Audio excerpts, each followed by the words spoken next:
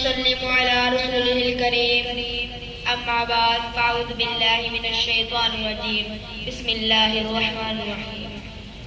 چمک رہا ہے جہاں میں وہ میرے فن کی طرح، چمک رہا ہے جہاں میں وہ میرے فن کی طرح، نہیں ہے کوئی وطن میرے وطن کی طرح۔ محترم اساتذہ کرام، عزیز مہمان گرامی اور میرے ہم مکتب ساتھیوں، السلام علیکم۔ آج مجھے جس موضوع پر لفظ کشائی کرنے کا موقع ملا ہے وہ ہے ہم سب کا پاکستان۔ جناب والا، میرا وطن جو کہ پھول اور چاند ہے، جس کی زمین کے کھیتوں کی مٹی میں لال و یمن پنہا ہے، جس کے شہروں پر قرآن کا سایہ ہے، جس کی سرحدوں پر ایمان کا پہنا ہے، میرے وطن کے فوجی جوان جرأتوں کے نشان ہے۔ جناب والا، پاکستان کا مقصد ایک ایسے آزاد ملک کا حصول تھا جہاں ہم اپنے اللہ اور اس کے رسول کے بتائے ہوئے راستوں اور رسولوں کا اپنی جامہ پہنا سکیں۔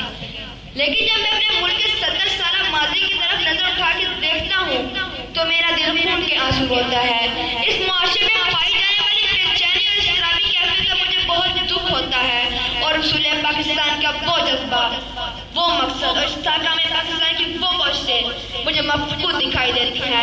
ہماری گزشتہ زندگی کے واقعات فریبکاریوں، غلطیوں اور سازشوں کی طویل داستانیں ہیں، جس کی اہم وجہ ہمارے اسلام کی تعلیمات سے روگردانی ہے۔ ہم کردار کے غازی تو بن نہ سکے لیکن گفتار کے غازی بن گئے۔ یہی وجہ ہے کہ گنوا دی ہم نے جو اسلام سے میراث پائی تھی، گنوا دی ہم نے جو اسلام سے میراث پائی تھی، سریا سے زمین پر آسمان نے ہم کو دے مارا۔ جناب والا، آج کے بلندوں بارے میں پڑھنے والے مانوں سے کوئی یہ سوال کیوں نہیں پوچھتا کہ آپ نے اس ملک میں بسنے والے پاکستانیوں کو کیا دیا؟